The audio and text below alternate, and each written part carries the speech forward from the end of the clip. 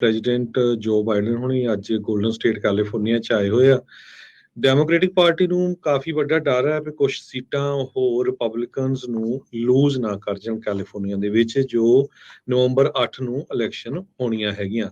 ਸੋ ਅੱਜ ਉਹ southern California ਦੇ ਵਿੱਚ ਕਮਿਊਨਿਟੀ ਕਾਲਜ ਜੋ ਇਰਵਾਈਨ ਦਾ ਆ, ਉੱਥੇ 6:10 ਤੇ ਸ਼ਾਮ ਨੂੰ ਕੁਛ ਮਿੰਟਾਂ ਬਾਅਦ ਜੋ ਬਜ਼ੁਰਗ ਹੈਗੇ ਆ ਉਹਨਾਂ ਦੇ ਨਾਲ ਗੱਲਬਾਤ ਕਰਨਗੇ, ਕਿਉਂਕਿ ਉਹ ਆਪਣਾ ਜੋ ਇੱਕ ਗੁੱਡ ਪੁਆਇੰਟ ਆ ਸੋਸ਼ਲ ਸਿਕਿਉਰਿਟੀ ਦਾ ਵੀ ਅਸੀਂ 8.7% ਦਾ ਬੂਸਟ ਦੇ ਰਹੇ ਹਾਂ ਇਨਫਲੇਸ਼ਨ ਨੂੰ ਫਾਈਟ ਕਰਨ ਦੇ ਲਈ, ਉਸ ਦੇ ਬਾਰੇ ਡਿਸਕਸ ਕਰਨਗੇ। ਪਰ ਕੈਲੀਫੋਰਨੀਆ ਦੇ ਵਿੱਚ, ਕੱਲਾ ਕੈਲੀਫੋਰਨੀਆ ਨਹੀਂ ਪੂਰੇ USA ਦੇ ਵਿੱਚ ਰਿਪਬਲਿਕਨਸ ਇਨਫਲੇਸ਼ਨ ਨੂੰ ਲੈ ਕੇ ਜੋ ਇੰਨੀਆਂ ਜ਼ਿਆਦਾ ਪ੍ਰਾਈਸਿਸ ਆ ਉਹ ਉਸ ਨੂੰ ਕੈਸ਼ ਆਊਟ ਕਰਨਾ ਚਾਹੁੰਦੇ ਆ ਵੀ ਇਸ ਸਰਕਾਰ ਦੇ ਵੇਲੇ ਇੰਨਾ ਕੁਛ ਜੋ ਮਹਿੰਗਾਈ ਹੋਈ ਹੈਗੀ ਆ।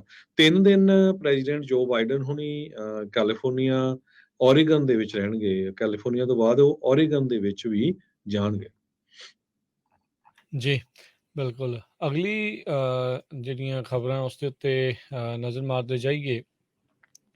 ਬ੍ਰਿਟੇਨ ਦੀ ਜਿਹੜੀ ਪ੍ਰਧਾਨ ਮੰਤਰੀ ਲਿਜ਼ ਟਰੱਸ ਆ, ਉਸਨੇ ਉਹਦਾ ਪ੍ਰੈਸ ਕਾਨਫਰੰਸ ਕੀਤੀ ਹੈ। ਫਾਈਨੈਂਸ ਮਿਨਿਸਟਰ ਨੂੰ ਜਿਹੜਾ ਉਹ ਫਾਇਰ ਕਰਨ ਤੋਂ ਬਾਅਦ 'ਚ 38 ਦਿਨ ਜਿਹੜੇ ਕਹਿੰਦੇ ਵੀ ਉਸਨੂੰ ਜਿਹੜੇ ਉਹ ਹੋਏ ਆ ਤੇ ਆਲਰੇਡੀ ਐਡੇ ਵੱਡੇ ਅਹੁਦੇ ਦਾ ਉਸ ਨੂੰ ਜਿਹੜਾ ਲਾਂਭੇ ਕਰਨਾ ਪਿਆ ਆ।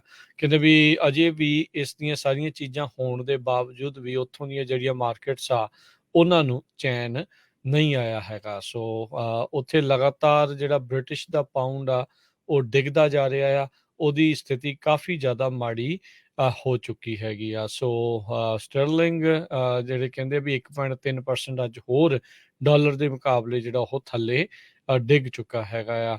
ਅਤੇ ਉੱਥੇ ਦੀ ਜਿਹੜੀ ਸਥਿਤੀ ਆ, ਟੈਕਸ ਕੱਟਸ ਦੀ ਪਹਿਲਾਂ ਜਿਹੜੀ ਚਰਚਾ ਕੀਤੀ ਸੀ, ਫਿਰ ਉਸ ਦੇ ਉੱਤੇ ਇਹਨਾਂ ਨੇ ਯੂ ਟਰਨ ਜਿਹੜਾ ਉਹ ਮਾਰ ਲਿਆ ਸੀਗਾ। ਉੱਥੋਂ ਦੇ ਬੌਂਡ ਮਾਰਕੀਟ ਦੇ ਵੀ ਜਿਹੜੇ ਕੋਈ ਬਹੁਤੇ ਚੰਗੇ ਹਾਲਾਤ ਨਹੀਂ ਜਿਹੜੇ ਉਹ ਦੱਸੇ ਜਾ ਰਹੇ। ਸੋ ਇਹ ਨਾ ਹੋਵੇ ਹਰਜੋਤ ਸਿੰਘ ਜੀ ਵੀ UK ਦੇ ਇਤਿਹਾਸ ਦੇ ਵਿੱਚ ਇਹ ਸਭ ਤੋਂ ਥੋੜੇ ਸਮੇਂ ਦੀ ਕਿਤੇ ਪ੍ਰਧਾਨ ਮੰਤਰੀ ਬਣ ਕੇ ਲਿਜ਼ ਟਰੱਸ ਜਿਹੜੀ ਉਹ ਰਹਿ ਜਾਵੇ।